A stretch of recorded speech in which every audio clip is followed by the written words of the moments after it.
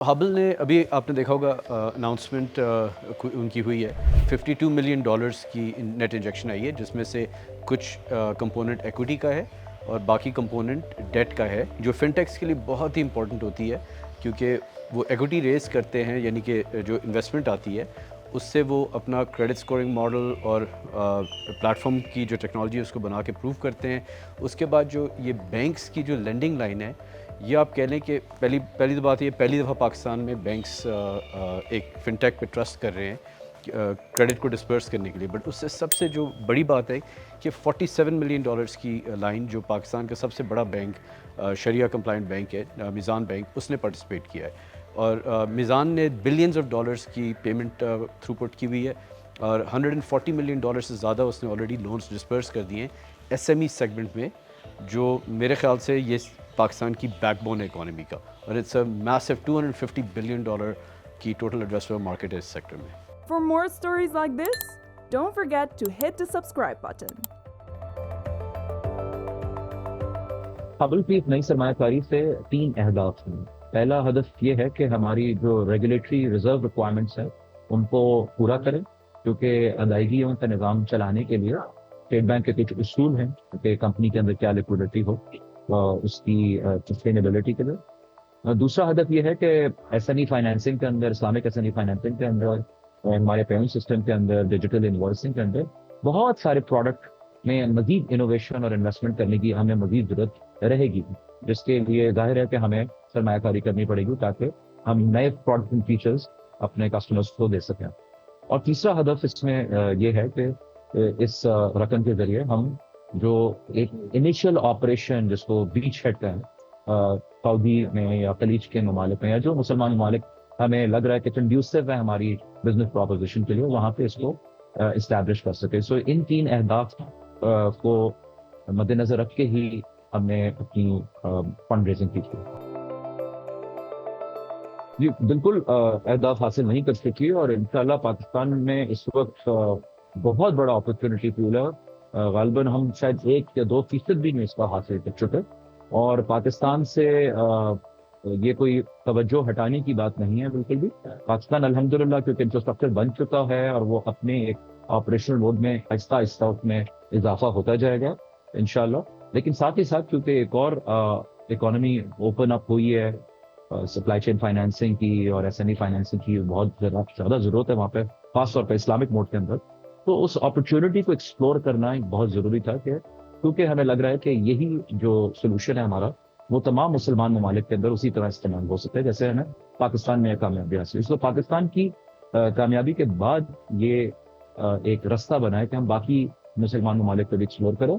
लेकिन इसका ये हरगिज मतलब नहीं कि पाकिस्तान में हमारा अहदाफ किसी भी एतबार से पूरे हुए। ये तो अभी सिर्फ शुरुआत है इंशाल्लाह। इसमें बहुत ज़्यादा काम और मेहनत और बड़ी एक लंबा सफ़र है जिसमें हमें आगे चलते रहना पड़ेगा।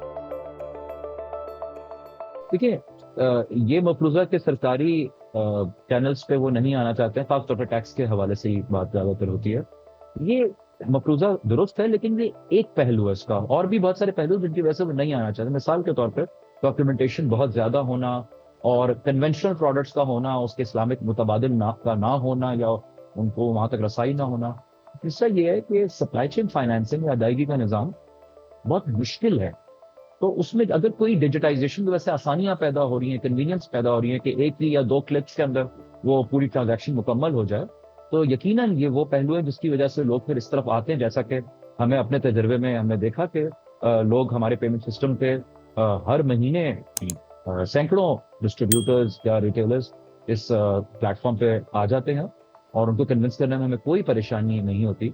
लेकिन बहुत सारी जो मुश्किलात हैं हमारे मुल्क के अंदर, जैसे कि डॉक्यूमेंटेशन का बहुत ज़्यादा डॉक्यूमेंटेशन की रिक्वायरमेंट होना, उसके अलावा कि इस्लामी जो मुतबादिल अब इस्लामिक बैंकारी और इस्लामिक प्रोडक्ट्स जो अवेलेबल है उनके बारे में मालूमात हासिल कर लेना और उनको ओन करना कि जी ये एक इस्लामिक मुतबादिल है। अगर आपको शरई एतबार से कोई शक व शुबहात हैं किसी फाइनेंशियल ट्रांजैक्शन से, तो ये वो मुतबादिल है जिसको उलमा का इत्मीनान है। और तीसरा फिर ये है कि जो टैक्स के मामले में महसूलात का मसाइल है कि अगर हम डॉक्यूमेंटेशन में आ जाएंगे या डिजिटाइजेशन में आ जाएंगे तो जाहिर है हमें उस पर टैक्स की लेकिन जैसा कि मैंने बताया कि ये कल्चर अब आहिस्ता आहिस्ता تبدیل ہو رہا ہے. اور ہمارے تجربے تو ہم نے دیکھا ہے کہ جب ان کی تجارت کی یہ ضرورت بن جائے کہ ان کو اپنا بزنس ایکسپینڈ کرنا ہے, بزنس میں گروتھ لانی ہے, تو لازمی ہے کہ ان کو پھر کسی نہ کسی فائنینشیل سرکل کے اندر آنا پڑتا ہے, جس میں پھر ہمارے جیسے جو ٹولز ہیں جو ڈیجیٹائزیشن کو بھی پرووائڈ کر رہے ہیں اور اسلامک متبادل کو بھی پرووائڈ کر رہے ہیں, تو ان کے لیے کافی آسان ہوتا ہے یہ فیصلہ کرنا.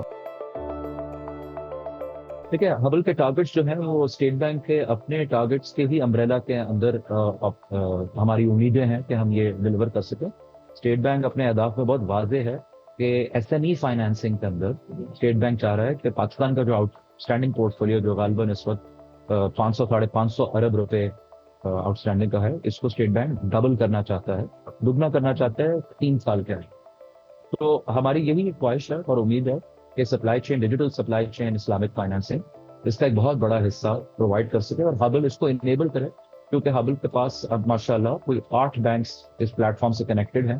تو وہ بینکس جب یہ فائنینسنگ کے اپنے اہداف پورے کرنا چاہیں گے تو یہ پلیٹ فارم ان کے لیے اس میں معاونت فراہم کرے گا. پاکستان از دی بیسٹ کیپ سیکرٹ میں کہتا ہوں دنیا میں. ہماری میجورٹی اکانومی جو ہے وہ انفارمل اکانومی ہے, یعنی کہ ان ڈاکیومنٹ اکانومی ہے. تو ہمارا جو تھیسس ہے جو اب دنیا میں ظاہر بھی ہو رہا ہے کہ ہم ٹیکنالوجی کی آخری فائنل فیز میں پہنچ گئے ہیں, جس میں ایکسپونینشیل اڈاپشن ہوگی, یعنی کہ ٹیکنالوجی ہر پہلو کے زندگی کو ٹچ کرے گی. تو ہم ان پلیٹ فارمز میں اسٹیپ بائی اسٹیپ انویسٹ کر رہے ہیں پچھلے تقریباً آلموسٹ 8+ سال سے, جہاں پہ آپ کہہ لیں B2C کامرس لیئر 1 میں شروع ہوئی تھی.